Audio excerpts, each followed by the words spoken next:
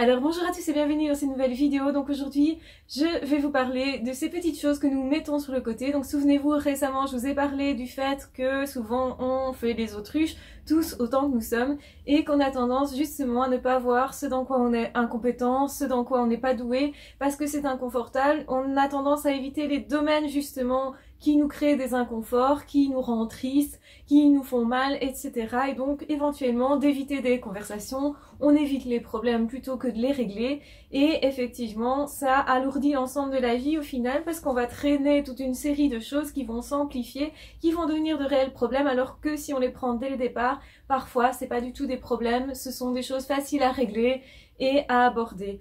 Ici, je vais aussi vous parler de votre esprit, parce que vous allez faire du coup la même chose avec votre esprit, c'est-à-dire le désencombrer. Le désencombrer au niveau de toutes ces petites tâches que vous avez à réaliser et que vous mettez toujours au lendemain, au surlendemain, que vous reportez continuellement et qui au final vous empêchent de réfléchir correctement. C'est-à-dire que quand vous avez une idée en tête, j'avais déjà expliqué que pour un zèbre, notamment pour une personne qui pense beaucoup, c'est important de noter l'idée, de noter ce qu'on doit faire, de mettre ça par écrit et de se dire ok, c'est noté donc je n'y pense plus. Donc je libère, si vous voulez, de l'espace dans mon esprit pour travailler plus efficacement ou pour être plus présent à telle ou telle relation, à ce que je vis actuellement. Et ça rend particulièrement heureux.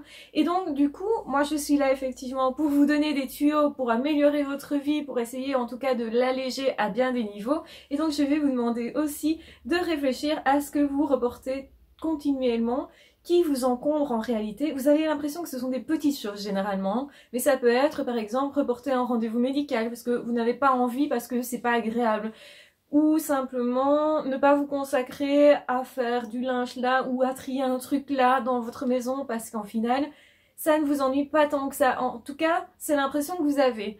Et en réalité, quand on regarde un petit peu toutes les choses que l'on a comme ça sur le côté, en jachère, ou justement des tâches non finies, où justement on a accumulé toute une série d'objets qui ne nous servent plus, et au final on se trouve encombré tant au niveau physique dans notre maison qu'au niveau mental dans nos idées, parce que justement on n'est pas allé au bout de la chose.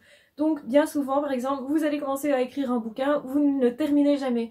Vous commencez à lire un bouquin, vous ne le terminez pas. Vous commencez une formation, vous ne la terminez pas. Pire, vous ne la commencez même pas. Vous laissez ça de côté. Vous vous dites oui, je ferai ça plus tard, plus tard, plus tard, plus tard. Et c'est toujours plus tard. Puis vous vous dites ah, il y a ce truc-là à réparer, à raccommoder. Ah, j'ai ce truc-là que j'aimerais bien essayer. Au final, je mets ça de côté, etc.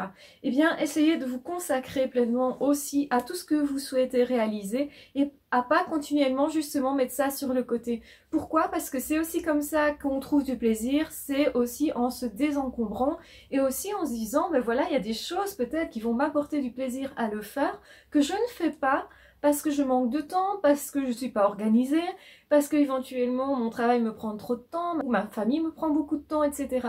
Et ça peut être d'ailleurs des choses à organiser pour vos enfants. Ça peut être téléphoner justement à une colonie de vacances pour que ça soit déjà prévu pour les grandes vacances, et comme ça c'est déjà une épine en moins. Posez-vous la question, qu'est-ce qui, quand je me lève le matin, me fait dire bah oui ça il faudrait que je le fasse, j'ai pas envie donc je le reporte et parce que c'est inconfortable ou parce que je sais pas trop bien comment je vais faire. Quelle est l'épine que vous pouvez vous retirer du pied? Quelle est la tâche qui pourrait être faite assez vite au final et qui vous enlèverait en tout cas une partie du problème, si pas l'entièreté du problème? Peut-être vous devez avoir absolument une conversation avec quelqu'un, eh bien faites-le là tout de suite, décrochez le téléphone et téléphonez. Donc cette vidéo est faite pour vous dire là maintenant tout de suite, agissez, faites un truc qui vous ennuie depuis X temps, que vous n'avez pas fait, et chaque fois que vous reportez, ça peut être trier une manne à la casse, ça peut être trier un meuble, ça peut être ranger un truc, ça peut être donner quelque chose, ça peut être se renseigner sur quelque chose que vous n'aviez pas encore fait, ça peut être déjà réserver des vacances, ça peut être en tout cas quelque chose qui vous tient tellement à cœur, mais que vous vous dites moi je passe en dernier, donc c'est-à-dire bah oui mon boulot il va passer avant parce que ça me prend plus de temps et parce que je suis obligée de le faire et comme on ne me laisse pas le choix je fais ça. Mais à aucun moment je prends peut-être du temps pour moi pour faire cette chose qui me tient à cœur ou pour voir cet ami qui me tient à cœur que j'ai plus vu depuis X temps ou cet ami là, ou pour contacter cette personne, envoyer ce message, répondre à cette lettre ou que sais-je. Donc on a tous comme ça des choses qui restent en jachère et plus ça s'accumule et plus vous aurez l'impression du coup que vous ne savez plus trop ce que vous devez faire ou pas faire. Et c'est extrêmement déroutant. Et vous avez l'impression du coup de vous noyer dans toute une série de choses que vous n'avez pas faites au fur et à mesure du temps. Et bien maintenant, reprenez tout ça et dites-vous, ok, c'est quoi le plus important là maintenant? Quelle est la tâche qui ferait que j'ai vraiment l'impression de me retirer une épine du pied? Et si cette tâche-là me paraît trop énorme, eh bien je vais saucissonner, découper cette tâche-là, autrement dit, en petites tâches ou en petites choses, ou bien je vais aborder un truc qui me paraît plus simple, mais qui est une étape en fait pour résoudre ce gros problème. Plutôt que de faire des choses qui sont continuellement confortables, parce que ça je sais le faire là tout de suite, ou parce que je sais que ça c'est inévitable, il faut que je le fasse, faites des choses qui vous ennuient. Si tout est encombré chez vous, à un moment donné, vous n'allez plus sentir que vous pouvez respirer librement. Les choses vont être de moins en moins fluides, si vous voulez. Donc ça peut être parler à vos enfants parce qu'il est temps, ou ça peut être les prendre dans les bras parce qu'il est temps, ou ça peut être aussi dire à quelqu'un que vous l'aimez parce qu'il est temps, et que quelque part, vous allez vous dire quand c'est fait, ben ça au moins c'est fait. La personne sait que je tiens à elle, la personne sait qu'elle compte. Et si jamais cette personne s'en va, et on a souvent tendance à se précipiter au moment où les personnes sont malades, ou au moment où les personnes sont hospitalisées, et on ne fait ces choses-là peut-être qu'à ce moment-là, eh bien c'est une erreur. Faites-les avant et dites-vous, ok, je vais faire ça parce que pour l'instant c'est important. Ça veut dire parfois aussi on peut témoigner son amour en offrant quelque chose physiquement, ou en rendant un service. On s'exprime de bien des façons différentes pour témoigner notre amour. Donc pensez à ça aussi. Comment la personne peut-être s'exprime elle habituellement? Est-ce qu'elle a tendance à me rendre un service? Donc si pour elle, pour que l'amour soit reçu, c'est plutôt le service qui est utilisé, ben je vais rendre un service à cette personne, ou je vais lui demander qu'est-ce que je peux faire pour toi. Et donc du coup, vous allez effectivement devoir y consacrer du temps et de l'attention, mais une fois que c'est fait, ça va effectivement faire en sorte que ça vous relaxe. Qu'est-ce qui vous pèse aujourd'hui?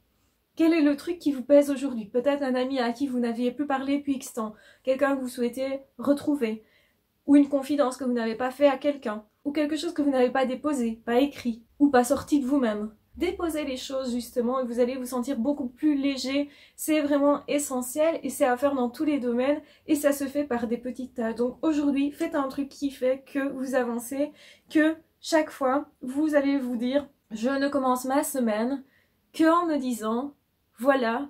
Je fais un truc essentiel pour moi. Et donc voilà, vous avez le droit de décider quoi, bien entendu. Mais prenez le truc, non pas le plus facile, prenez le truc qui vous ennuie le plus. Parce que c'est cette épine-là, c'est un peu comme marcher. Quand vous marchez avec une épine dans le pied, c'est très désagréable. Si vous la retirez avant de vous mettre à marcher, ça va être beaucoup plus agréable, évidemment.